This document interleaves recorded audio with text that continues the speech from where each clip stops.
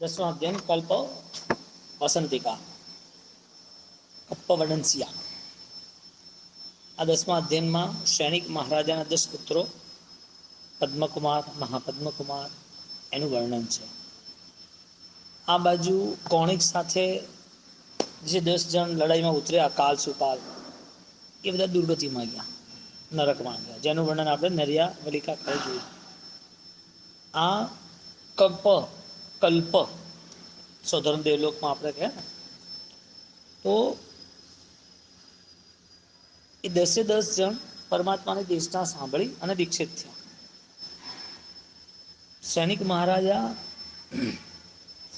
ભગવાન મહાવીર સ્વામીના સમયમાં થયા, એનો મતલબ એવો પુણ્યશાળી જીવ હતો, એને ડાયરેક્ટલી રિઝલ્ટ મળી ગયું. પ્રબળ પુણ્યોદય હોય તો એના માટે રસ્તાઓ ખુલવા માંડે તરત, પ્રબળ પુણ્યોદય હોય તો. અને એનો પ્રબળ પુરુષાર્થ હોય ને, એના માટે ભગવાન બનવાનો રાસ્તો ખોલવો પડે, એટલે ખુલી જાય. પેલાને મળી જાય અને ખોલવો પડે. સૈનિક મહારાજાના સમયમાં ભગવાન મહાવીર સ્વામી સાક્ષાત હતા, તો એને રસ્તાઓ મળી ગયા. આટલી બધી ભયંકર હિંસાની પરિણતિ હતી, છતાં પણ ભગવાન મહાવીર સ્વામી ના ઉપદેશથી ભગવાન મહાવીર સ્વામી સાક્ષાત મળે, એવી મહાપુણ્ય છે ને. અને જ્યારે અત્યારે પ્રભુ મહાવીર સ્વામી નથી, તો એ આપણું પુણ્ય એવું નથી મહાપુણ્ય જેવું, પણ આપણે પુરુષાર્થ તો મહાન બની શકે ને. એટલે જે વ્યક્તિ ધર્મ દેશનાથી પ્રભાવિત થાય છે, ધર્મ શ્રવણથી પ્રભાવિત થાય છે, ધર્મની પરિણતિથી પ્રસારિત થાય છે, એના માટે અહીંયા બધી સૂચના કરવામાં આવી છે. અહીંયા વાત કરે છે કે 10 પદ્મકુમાર, મહાપદ્મકુમાર જે પુત્રો છે, એ ભગવાનની સાધનાથી આકર્ષિત થયા, વૈરાગી થયા, અને એ બધા અંતે ક્રમશઃ દેવલોકમાં ગયા. પહેલો પદ્મકુમાર છે તો પહેલા દેવલોક, બીજો મહાપદ્મકુમાર બીજા દેવલોક. 10 પુત્ર એમ સ્વધર્મથી 10મા પ્રાણત દેવલોક સુધી ઉત્કૃષ્ટ સ્તુતિના દેવતા બન્યા. અહીંયા શું કહેવા માંગે છે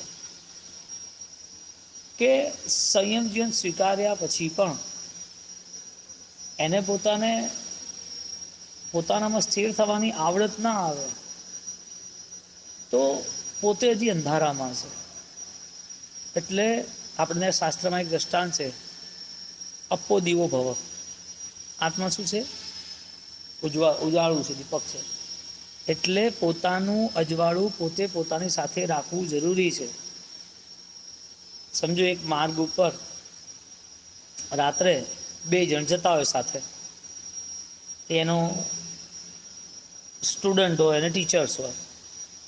તો જ્યારે રાત્રે ગામડામાં જતા હોય, લાઇટ જ ન હોય, હવે બંને પાસે બેટરી છે, અને બંને પાસે બેટરી છે, પણ જે વડીલ છે, શિક્ષક છે, એ પોતાની બેટરી ચાલુ રાખી એની જોડે વાતો કરતા કરતા આગળ જાય છે, અને કહે છે કે બસ મારે અહીંયા વળવાનું છે. હવે એને વળીને 1/2 કિલોમીટર જવાનું, પેલાને વળીને 1/2 કિલોમીટર જવાનું, અંધારું છે. જ્યારે એ શિક્ષક બેટરીના અજવાળે ચાલી રહ્યો છે, તો શિક્ષકને ખબર છે કે ભાઈ તારી જોડે બેટરી હોય જરૂરી છે, હમણાં તો ઉપયોગ ના કરતો, પણ આગળ તારે જરૂર પડશે. હમણાં મારા અજવાળામાં તું સાથે ચાલ. એટલે અજવાળું ટીચરનું, ગુરુનું, પણ શિષ્યનું અજવાળું ના હોય તો, એટલે ગુરુના અજવાળે અજવાળું ન કરાય. પણ ગુરુ અજવાળું આપીને ગયા હોય ને, ત્યારે વ્યક્તિગત અજવાળું જોઈએ. અપ્પો દીવો ભવ, પોતાના આત્માનું અજવાળું. એટલે અહીંયા કામ શું આવ્યું કે અજવાળા છે ને એ ઝળહળે, દીપે, એનો પુરુષાર્થી ન કરે, બેટરી ચાલુ છે કે બંધ છે ખબર શું પડે. 10 દેવલોકમાં ગયા તો 10ની પરિણતિ હતી, એકની ઓછી હતી, એકની વધતી હતી. આજે બધાએ પાલન તો કર્યું જ ને, બધા પામ્યા તો ખરા જ ને, મોક્ષે જવાના છે ના નહીં, પણ જ્યારે પુણ્યના ઉદય એને જ્યારે આ વસ્તુ મળે છે, તો પુણ્યના ઉદયે એકને પહેલો દેવલોક, એકને 10મો દેવલોક, તો એ પુણ્યનો ઉદય એટલે શું? એ પરિણતિ એટલે શું? એને કયો ભાવ કરે જેના કારણે એને ત્યાં જવું પડ્યું? તો કર્મ એ ડાયરેક્ટ વ્યવહાર નથી કરતો, ઇનડાયરેક્ટ વ્યવહાર કરે. કર્મ તમને ડાયરેક્ટ રિઝલ્ટ નથી આપતું, ઇનડાયરેક્ટ રિઝલ્ટ આપે. કેમ ઇનડાયરેક્ટ રિઝલ્ટ આપે? કારણ કે તમે પોતે તમારા મનને, તમારા વિચારને તમે વચ્ચે રાખ્યું છે. કર્મ ડાયરેક્ટ કનેક્ટ નથી થતું, નતર બધાને થાય. તમારું મન છે, તમારી પરિણતિ છે, એ પ્રમાણે કર્મ સેટ થયું. એટલે ઇનડાયરેક્ટ રિઝલ્ટ કર્મ જ આપે છે, પણ ઇનડાયરેક્ટ પણ એ એટલે જ આપે છે કે તમે પોતે ડાયરેક્ટ તમે ઇન્વોલ્વ છો. તમે એટલે શરીર નહીં, તમારા જે મનના પરિણામ છે, વિચાર જેને કહીએ આપણે, એ પરિણામના કારણે એ કર્મો બધા વ્યવહાર કરે. જે દિવસે મનના વિચારો એટલે મનની પરિણતિ જ્યારે શાશ્વત જોડે જોડાવા દોડશે ને, ગુણો જોડે, સકારાત્મકતા જોડે, ત્યારે ઓટોમેટિકલી એનું મન શાંત થયું છે, એનો મતલબ એ છે કે એ પરમાત્માના માર્ગે વધી રહ્યો છે, આગળ પરમાત્માના માર્ગમાં જોડાઈ ગયો છે. હવે અહીંયા અજવાળું હોય ગુરુ જોડે, અને એ અજવાળે હેડે ને જે દાડે ગુરુ નહીં હોય દાડે ગૌતમ સ્વામીએ એમનું અજવાળું પ્રગટ કર્યું કે ન કર્યું? એ તો કે ભગવાન જતા રહ્યા, ભગવાન જતા રહ્યા, મને મૂકીને જતા રહ્યા. તને મૂકીને જતા રહ્યા કે તને આપીને જતા રહ્યા? મૂકીને જાય કે આપીને જાય? એટલે મર્યાદા કેટલી મહાન છે અને કેટલી મર્યાદાની મહિમા છે કે જ્યાં સુધી પરમાત્માનું અજવાળું હતું, પરમાત્માનું જ્ઞાન હતું, ત્યાં સુધી એ પોતે તહતથી જ કરતા રહેતા હતા. ગુરુએ કીધું ઓકે, તહતથી સમયં ગોયમ મા પમાય, તહતથી આ જ વસ્તુ. એટલે અજવાળું ઓછું નહોતું, પણ અજવાળાનો ઉપયોગ એ પોતાના માટે જ્યારે એકલા બેઠા ત્યારે કરતા હતા. જ્યારે પરમાત્માની નિશ્રા એટલે પરમાત્મા સાથે છે ત્યારે એ અજવાળાનો ઉપયોગ ન કરવો, એનો મતલબ પોતાના બધા જ વિચારોને અલિપ્ત કરી દેવા, પોતાની ઈચ્છા બધી જ એ સાઈડ ઉપર મૂકી અને મહા ઈચ્છાઓ સાથે જોડાઈ જવું. પોતાના મનને સાઈડ ઉપર મૂકીને મહામનસ્વી પ્રભુ જોડે જોડાઈ જવું. પોતાના જીવનને સાઈડ પર મૂકીને મહાન જીવનની યાત્રા એ નક્કી કરવા માટે એ દોડી જાય. એટલે એ પ્રભુના પંથે, પ્રભુએ જે અજવાળા પાથર્યા છે એ પ્રભુના અજવાળે અજવાળે ચાલે, એટલે પ્રભુના પદ ચિહ્નો પર એની યાત્રા હોય. હવે પગ સમાવવો જોઈએ. હવે આ દિમાગ એવું છે ને, ઉઠંગ બટંગ કર્યા જ કરે અને પોતે પોતાની રીતે બધું સમજ્યા કરે. અહીંયા અજવાળું અપ્પો દીવો ભવો, અજવાળું તારે નક્કી કરવાનું. બોલો, હવે જે શિક્ષક એના અજવાળામાં બે બેટરી તો ચાલુ ના રાખે ને, એક બેટરી ચાલે ને. હા, તો એક બેટરી ચાલતો જાય. હવે જ્યારે શિક્ષકનો રોડ બદલાઈ જાય તો પછી પોતાની બેટરી ચાલુ કરે. અજવાળું જોઈએ કે ના જોઈએ?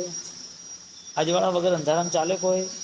એમ એક ભાવથી બીજા ભાવની જ્યારે યાત્રા હોય, એ ભાવની યાત્રામાં વ્યક્તિગત અજવાળું, સમ્યક જ્ઞાન, જે ચેતન્ય જ્ઞાન અજવાળીએ, હા, એ જ્ઞાન હોય એના વગર એ અધૂરો છે. એટલે જ્ઞાન વગર ના ચાલે.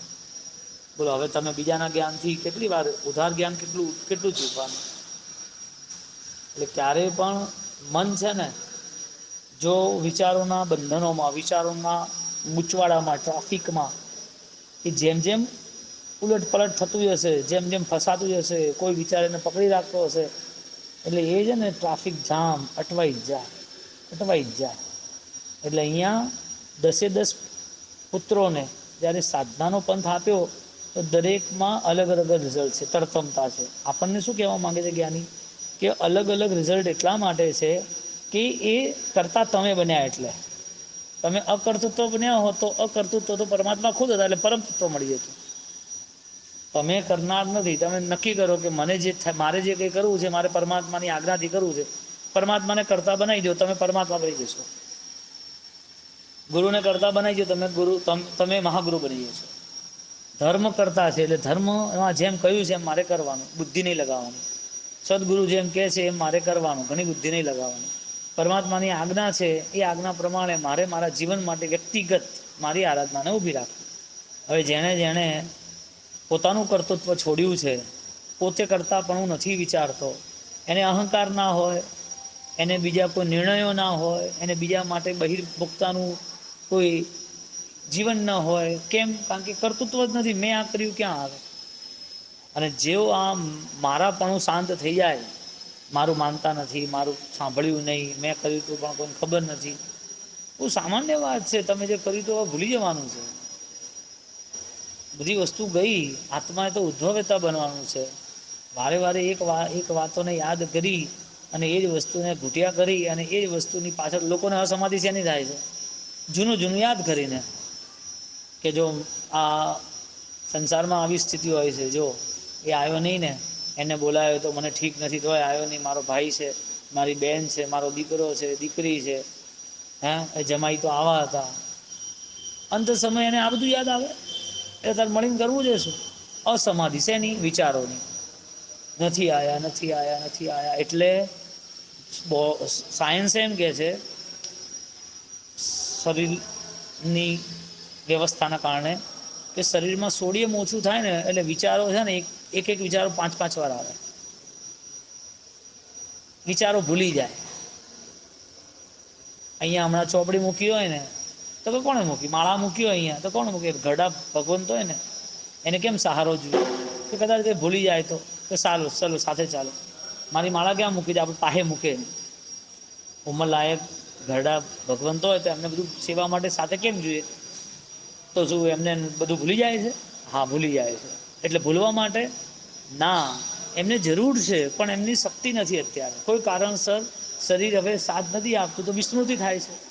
એટલે એમની માળા, એમનો જે ચોપડી એમને વાંચવી છે, એ એમની વસ્તુ એમની આજુબાજુ જોઈએ, એમને પાસે જોઈએ. એમને હવે પોતાનામાં જ મસ્તી છે. એટલે ઉંમરનું કામ કરે. અને જેની સતેજ બુદ્ધિ છે, એકદમ જાગૃતિ સાથે અને બધું કર્યું છે જીવનમાં, અને છેલ્લે વિસ્મૃતિ તો ના થાય પણ છેલ્લે છે ને ઓર જાગૃતિ થાય. કેમ રાઈન સુધીમાં આટલી જાગૃતિ રહી? ઘૂંટે રાખ્યું. ઘૂંટ્યું અરિહંત પદ, અરિહંત આજ્ઞા, અરિહંતના ક્રિયાના અનુષ્ઠાનો, તો એ બધું સાથ આપ્યું. છેલ્લે પણ એટલા જ એલર્ટ હતા, છેલ્લે સમયે પણ, કે ભાઈ મને મારી સાધનામાં હવે મારે કશું જોઈતું નથી. મારી સાધનામાં હવે હું એક જ જગ્યાએ સ્થિર બેસીશ. ઓમ રેમ શેમ હરમ નમ, ઉતરી ગયા આર પાર. શેના કારણે જીવ અસમાધિમાં જાય છે? વાત એ છે એ પોતે ઘણી બધી ઈચ્છાઓ રાખે છે. એટલે અહીંયા પરિણામની આરાધના એ છે કે એ પોતે બધા પરિણામો દેવગુરુ ધર્મને આધારિત બનાવી દે, એટલે અકર્તૃત્વ પણ આવે. પોતે જે કરતાપણો છે કે મેં કર્યું એ ખતમ થઈ ગયો. હવે તે શું કર્યું? મેં આટલું કર્યું હતું. લોકો આખી જિંદગી આવી બધી વસ્તુઓની પાછળ, આવા સૂક્ષ્મ અહંકારની પાછળ દુઃખી થઈ જાય. અને દુઃખી ના હોય ને તો દુઃખી થવાનો રસ્તો અપનાવે. મેં આટલું ભણ્યો, મારી જોડે આટલું જ્ઞાન, મેં આટલી તપસ્યા કરી, મેં આટલા ઉત્સવો કર્યા, મેં આટલા સત્સંગના કામ કર્યા, અને એની પાછળ ગીતો હેડ્યા જ કરે. એ ના લેપાય. સીધી વાત છે. જગત તો અનુમોદના કરવાનું, શાસનમાં તો આ બધું વ્યવહારિક રહેવાનું, પણ એ પોતે આ બધી વસ્તુથી અલિપ્ત રહેવાનો પુરુષાર્થ કરે. એટલે એ અલિપ્તતા એ કોઈને બતાવવાની નથી હોતી. સામેવાળો માન આપે તો ના પાડે. સંઘનું કર્તવ્ય છે, શાસનનું કર્તવ્ય છે કે એ ભક્તિ કરે, તો એમાં ના પડે, પણ એમાં ડૂબાય નહીં. આવી રીતે બેલેન્સ રાખે. અને કાં તો પછી એ પોતે બધી જગ્યાએ પોતાનું મજબૂત બેલેન્સ રાખીને ચાલે. એને સમજી જ જાય સાવકો તો કરવાના જ છે બધું એમની રીતે. તો એ સાવક આટલી ભક્તિ કરે તો તમને એવો ભાવ થાય કે આને આટલું શાસન ગમે છે, આટલા દેવગુરુ ધર્મ, ચલો આના આત્મા માટે કંઈક વાત, તો એને સમજાવે ઉપકારની દ્રષ્ટિથી. એને ધૂતકારે નહીં, એ આટલો બધો મોટો સામયો નહીં કરવાનો, આટલો બધા આડંબરો નહીં કરવાના, આ બધું શું માંડ્યું છે, મારે નથી કરવું. કે એનો ભાવ હતો કે આટલા ભયંકર સંસારના પાપોમાંથી એને આ શુભ ભાવ આવ્યો, તો એ પરિણતિ આગળ કેમ બધી એ ધ્યાન રાખવાનું હતું. એને ધૂતકારી દૂર નહોતો કરવાનો. એટલે વાત શું છે કે આપણા પરિણામને આપણે સતત પ્રમાર્જન કરવાના છે. એટલે અહીંયા કર્તૃત્વપણું જતું રહે ને તો સમજવાનું કે પરમ શાંતિ એ આપણી પાસે છે. એટલે કેટલાક લોકોને તો શું થાય ખબર છે? રોજ નવા નવા ઉખેડા ઊભા થાય, આ કરું તે કરું, જ્ઞાન વગર, દર્શન ચારિત્ર વગર બધું કરવું છે એને. દર્શન જ્ઞાન ચારિત્ર વિના જે કરાવે કુલાચાર રે. પછી આજ તો વાજતા ઢોલ રે. દર્શન જ્ઞાન ચારિત્ર વિના જે કરાવે કુલાચાર રે.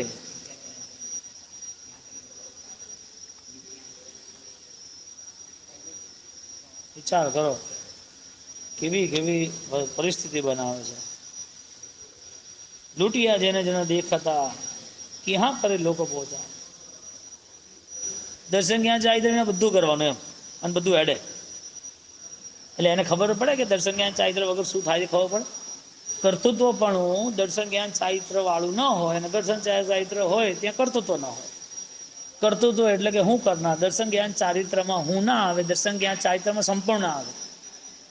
હું ના આવે, આત્માનું સ્વરૂપ આવે દર્શન જ્ઞાન ચારિત્રમાં. એટલે આ દર્શન જ્ઞાન ચારિત્રના રિએક્શનો, મેં આ કર્યું, ઉપદાન મારા મેં કરાવ્યું, 99 મેં કરાવ્યું, સન મેં કરાવ્યું, આટલા કામો મેં કરાયા, એ પોતે ના બોલે, કોઈક અનુમોદના કરે તો કે ભાઈ મહાન તો આપણા તીર્થંકર ગૌતમ સ્વામી આપણા કંઈ નથી, એ લઘુતા બતાવે, એ વિરોધ ન કરે, કારણ કે એ દ્રષ્ટા ભાવે દરેક વસ્તુનો સ્વીકાર કરે છે. કે સન્માન આપે છે, ઠીક છે, એનો ધર્મ છે. એ અપમાન આપે એ બી એનો ધર્મ, મારું નથી કશું. તો માન અપમાન સમગણે, સમગણે કનક પાષાણ છે. હું એ નથી અને એ જે છે એ હું નથી. બહિર્ભાવ એ મારા શરીર પર હોય, મારા નામ પર હોય, કદાચ આ વેશ કપડાં સાધુ વ્યવહાર જીવન છે એના પર હોય, પણ આત્મા ઉપર નથી લાગતું. બોલો હવે આ જે મતિ છે એ કેટલી અજબ ગજબની છે. કલ્પ વસંતિકા, કલ્પ એટલે આચાર. તો એ આચાર પાળવામાં જ્યારે આ 10 મુનિવરો ભગવાનની દેશના સાંભળી અને ભગવાનના શાસનથી, ભગવાનની વિરતિથી પ્રભાવિત થયા અને પોતાના જીવનમાં ઉપાદાનની શુદ્ધિથી વૈરાગ્ય પ્રાપ્ત થયો. અને એ વૈરાગ્ય પ્રાપ્ત કરી, કઠોર સાધનાઓ કરી અને મા મુનિ જ્યારે ક્રમશઃ સૌધર્મ દેવલાઓ 10મા દેવલોક સુધી એ પહોંચે છે, ઉત્કૃષ્ટ સુધી, અને દેવલોકમાંથી ચ્યવન કરી મહાવિદ્ય ક્ષેત્રમાં મનુષ્ય જન્મ પામી અને મોક્ષમાં જશે. એટલે આ કંઈ વેસ્ટ નથી. અહીંયા કોઈ સાધના કરી હોય, એનું ફળ દેવલોક મળ્યું હોય તો કોઈને દેવલોક મળે, કોઈને મહાવિદ્ય મળે. કોઈની શીઘ્ર ગતિ મોક્ષની થવાની હોય, કોઈની સામાન્ય રીતે, એટલે થોડા સમય પછી જાય, 2, 4, 15 ભાવ પછી થાય. જનરલ એમ કહેવાય છે કે પરમાત્માની આજ્ઞાનું, જેમાં ગુણ પ્રધાન જીવન છે દર્શન જ્ઞાન ચારિત્રની આરાધનાનું, એવી સાધનાની સ્થિતિનું જે પાલન કરે છે, જગતના 14 રાજલોકના જીવોને અભયદાન આપે છે. અભયદાનની દ્રષ્ટિ દ્રવ્ય દયા અને ભાવ દયા. એવી પરિણતિવાળો જીવ એ જો વધારે લાંબો સમય સુધી આવી ભાવના કરે, એના 7-8 ભવે મોક્ષે જાય. એટલે માત્ર સાધુ જીવન લેવું કે સાધના દશામાં આવવું એવું નહીં. આ બધાને પાછું ઘૂંટતા જવું. એક છે ને કથા આવે છે, દેખો સામાન્ય પણ વ્યક્તિઓ કેટલી ગજબની જીવન પદ્ધતિઓ બતાવતા જાય છે. એક કથા છે, એમાં એવું બતાવે છે કે એક મૂર્તિ, એક પરિવારમાં પરંપરાથી મૂર્તિ ચાલતી આવતી, નાની મૂર્તિ હતી, માટીની હતી. તો એ મૂર્તિ 300 વર્ષથી એમની પાસે હતી. એટલે દિવાળીની સફાઈ કરી હશે, સફાઈ કરી હતી અને બહાર મૂકી હશે. હવે એ જ ઘરમાં નાની દીકરી 12-15 વર્ષની એ બધું સફાઈ કરતી હતી. સફાઈ કરતાં કરતાં એ મૂર્તિ ઉપરથી પડી, તૂટી ગઈ. હવે 300 વર્ષથી એ મૂર્તિ હાથે, અને એ મૂર્તિ તૂટી ગઈ. હવે કરવું શું? હવે ઘરવાળા તો બોલવાના છે, ભૂલ કરે તો બોલે ને. હવે એને મૂર્તિ હાથમાં લઈ લીધી અને પાછળ છુપાઈ દીધી, અને કહે છે દાદાજીને, પપ્પાને, એ કહે છે લોકો મરે છે કેમ? શું શબ્દ વાપરે? આ દુનિયામાં લોકો મરે છે કેમ? તો કે એનો સમય આવી ગયો. કે ફૂલ કરમાય છે કેમ? તો કે એનો સમય આવી ગયો. એ કે આ મૂર્તિ, એનો સમય આવી ગયો. તૂટેલી મૂર્તિ બતાવ્યા પહેલા એને આ સમજાવ્યું કે આનો સમય આવી ગયો. એટલે એમના દાદાએ એને સમજાવ્યું કે તું આ વસ્તુ યાદ રાખજે જીવન માટે. દરેક જગ્યાએ દરેક વસ્તુનો સમય આવે છે. એટલે જેટલા બી સંજોગો છે ને, જેટલું મળ્યું છે ને, એ પરમેનન્ટ નથી. સમય આવશે, છૂટી જશે. પ્રકાશ નહીં હોય ને તો આગળના રસ્તે અટવાઈ જઈશું.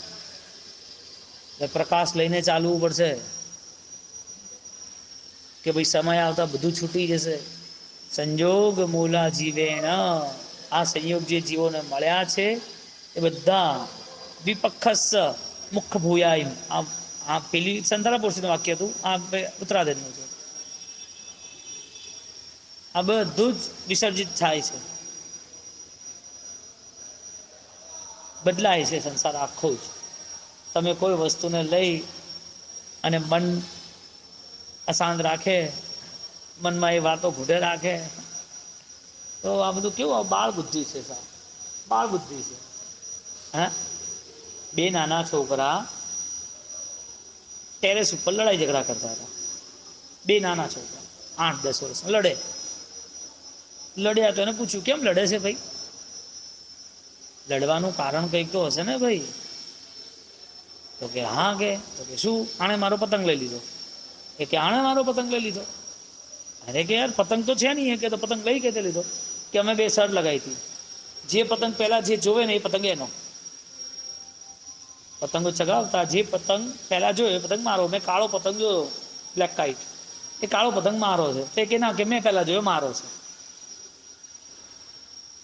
કે અમે અહીંયા ઉપર આ 100 પતંગ મારા છે, તારા 50 જ છે. એ કે જો અમે જોયો મારો 51, મારો 52. એ કે મેં જોયો મારો 101, 102. સંસાર આવો છે, બિચારો બધા પકડી રાખે, આ મારું છે ને આ મારું છે. નાના છોકરાને જેમ લોકો લડ્યા કરે છે કશું? એકે પતંગ છે અને કોનો છે? તારું તો કઈ છે નહીં. તો આ મગજમાં શું અડ્યા કરે છે? મગજમાં શું ચાલ્યા કરે આ જીવોને? હા, આ પતંગ મારો છે, જે છે નહીં એનું, અને એના માટે લડવાનું.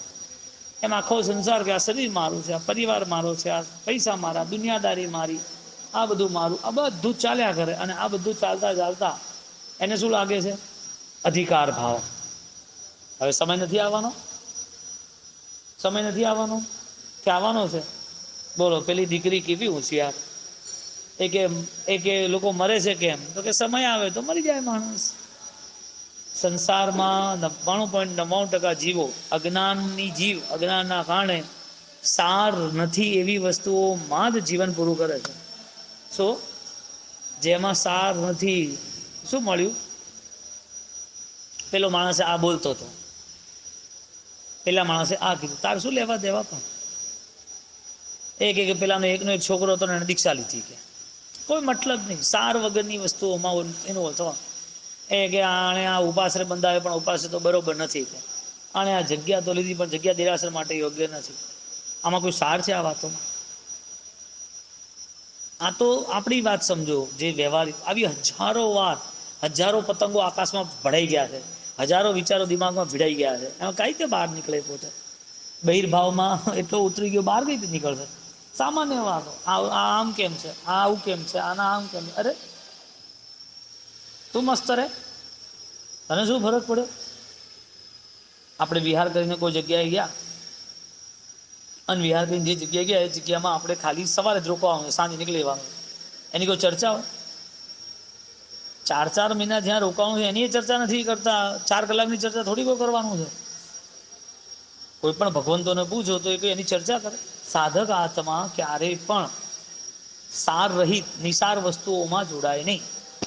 આખો સંસાર નિસારથી સંસાર અમ્ય સારે નથી સુહમ બાહી વેઉણા પરુણે જાણંતો જ્ઞાતવ્ય જાણંતો એ જીવ ન પુણય જીણ દેશ્યમ ધર્મ. કેમ જાણતો નથી?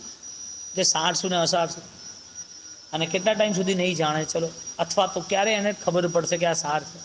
આ કોણ નક્કી કરે?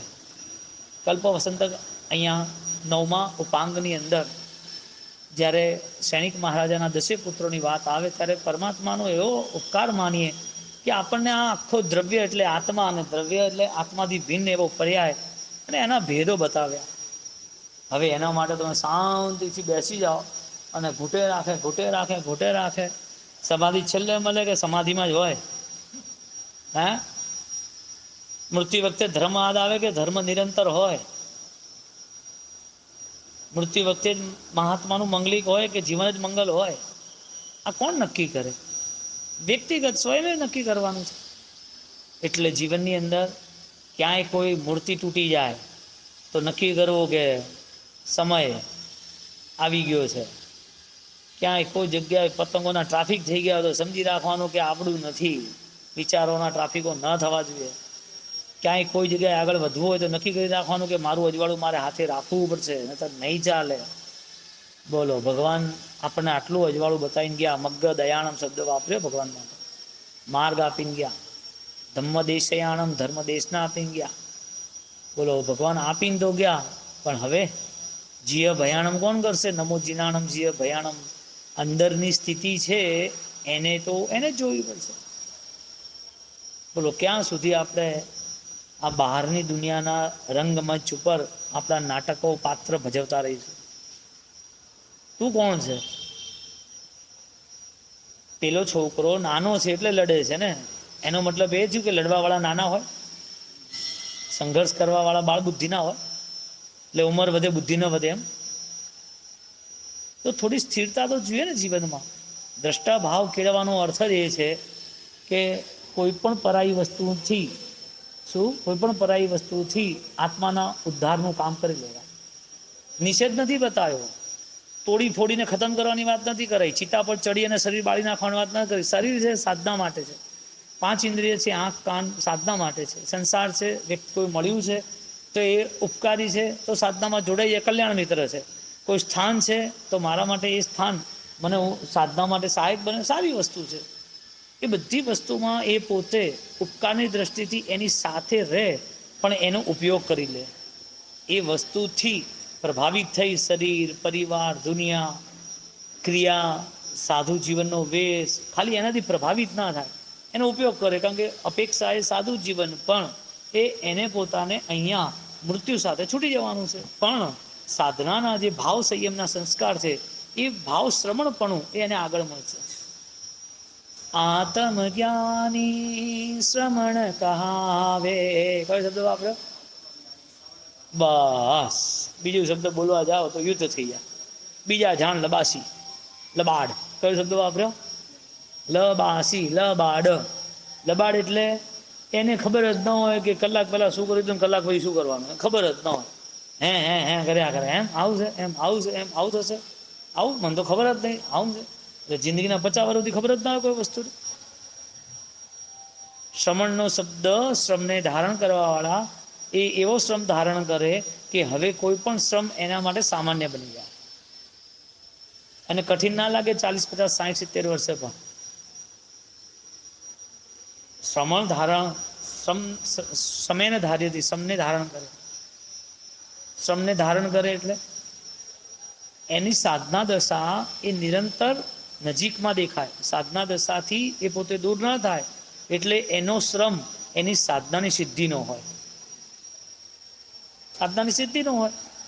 હવે આપણા મન ઉપર આપણે પ્રકાશ નહીં પાથરીએ તો મનના બધા પ્રદેશો, મનના વાતાવરણને, મનના વિચારોને નિરખશું કઈ રીતે? ખબર કઈ રીતે પડશે? આપણે કોઈને કંઈ કહેવું નથી, અને કોઈ આપણું કંઈ જોઈ જાય તો એમાં કોઈ નવાઈએ નથી.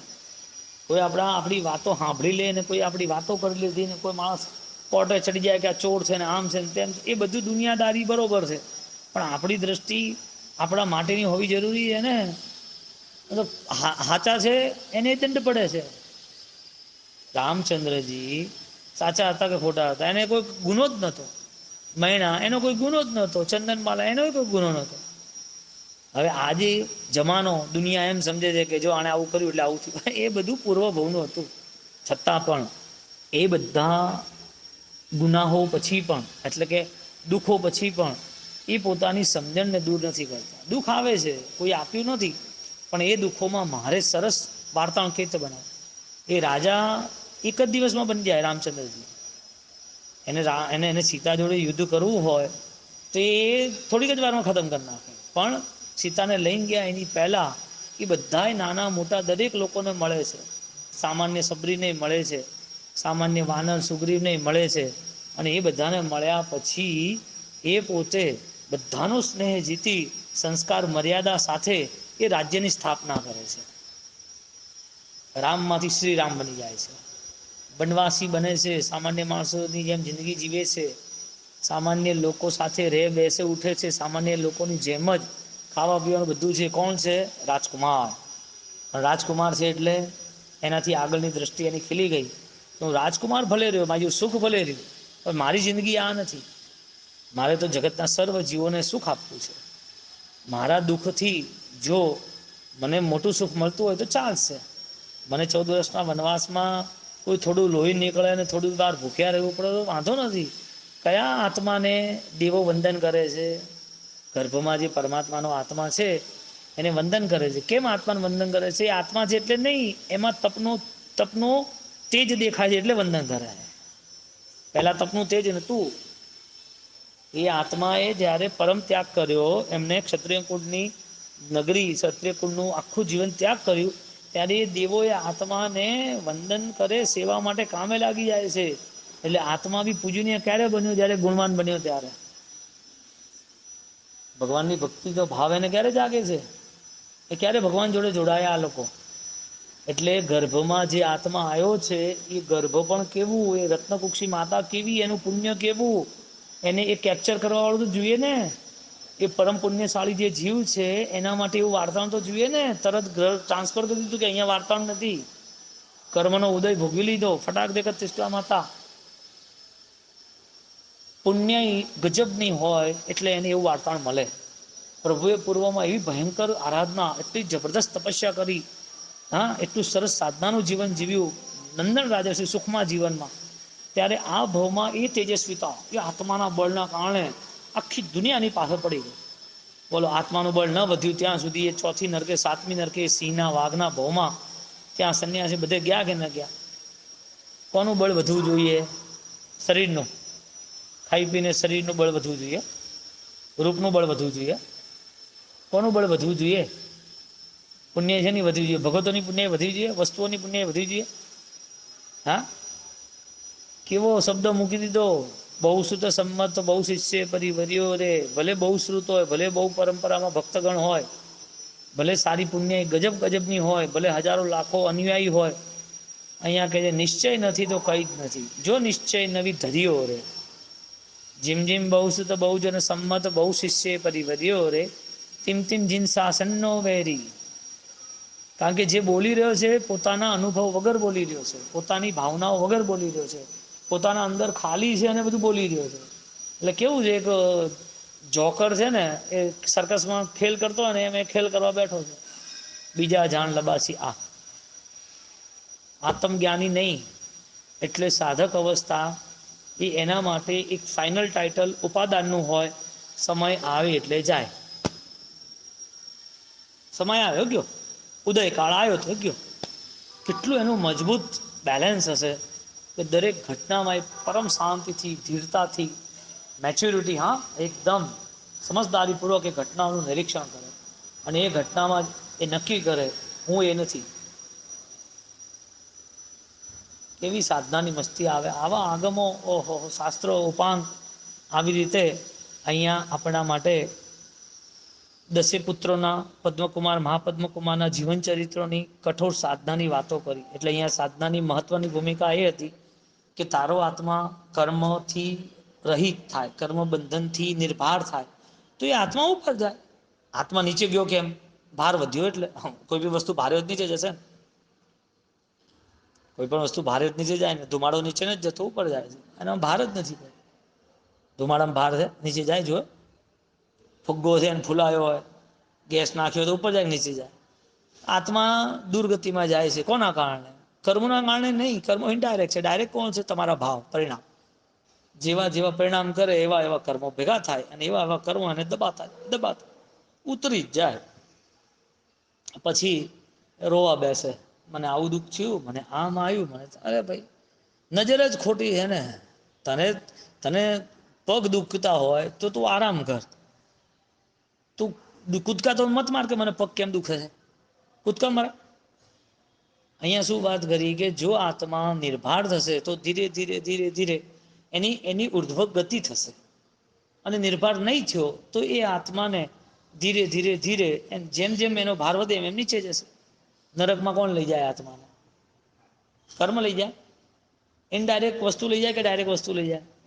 કોઈ બી ખટારો હોય, એના પાર્સલો હોય, એને દોરડાથી એને બાંધવામાં આવે તો ખટારાને ના બાંધી શકે, ખટારાના પાર્સલને બાંધી શકે. ખટારા ઉપર તાડપત્રી નાખીએ ને, પેક કરે, ખટારા બંધાય. એક કોઈ પણ પાર્સલ પેક કર્યું તો પાર્સલને ઉપરથી પેક કરે, અંદરનું જે મટીરિયલ છે એને પેક કરે.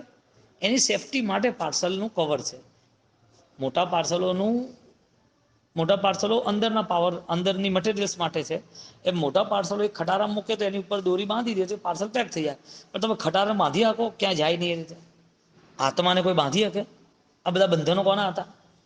ઉપરનું હતું બધું, મટીરિયલ બદલાયું નથી, આ ઉપરના બંધનો છે. હવે માણસ એમ માની લે કે મને આવું થયું છે, મારા કર્મ મને હેરાન કરે છે, મારે રસ્તો નથી નીકળતો, ના ક્યારે રસ્તો નીકળે, આવું વિચારે ને એટલે જે રસ્તો નીકળવાનો એ બી મોડો નીકળે, ન નીકળે. એટલે સ્કૂલમાં કેવું કરે છે, એટલે ઉઠક બેઠક આપે ને, ઉઠક બેઠક કર, તો પેલાને 20 ઉઠક બેઠક આપી હોય અને એ 12 કરે કે થઈ ગઈ, એટલે પેલા મોનિટર પૂછે થઈ ગઈ, તો કે ના 12 થઈ ગઈ, કેટલી કરવાની? 20, હવે 40 કરી બીજી, એ 40 કરાવે. જેમ જેમ એ પોતે આર્ત ધ્યાનમાં જાય, મને ક્યારે સારું થશે, આ ક્યારે મને મળશે, આવું કેમ થયું, આ મન જ્યારે અશાંત થાય ને એટલે વધારે અશાંત થાય અને વસ્તુ જે જોઈતી હોય વધારે દૂર થાય, મળે જ નહીં. માંગે સો ભાગે, ત્યાગે સો આગે. બોલો અનુભવનું વાક્ય છે કે નહીં સાહેબ? બોલો તમે માંગો તો મળે, માંગો તો મળે, અને ત્યાગો તો ત્યાગ ત્યાગો તો શું કરે? હામે આવે, હામે ચડે. પેલા કે મારું શરીર સારું રહેતું નથી, તું લગાવી દે ને, આંબીલ ઉપવાસ કરી દે ને, ઓટોમેટિક સારું થઈ જશે. પછી પેલો કે મારે ચલાતું નથી, ઓટોમેટિક વધારે ચાલ, બધું ચાલતું થઈ જશે. પેલો કે યાદ રહેતું નથી, અરે તું 10 કલાક ગોખ, બધું યાદ રહેશે. જે વસ્તુ નથી થતી એની પાછળ સખત પુરુષાર્થ કરો, ઓટોમેટિક થવા માંડે, એ બધું પૂરું થઈ જાય. કલ્પ વસંતક આગમ જે છે, એ કલ્પ વસંતક આગમ એ આપણે આ સૂત્ર કહેવા માંગે છે.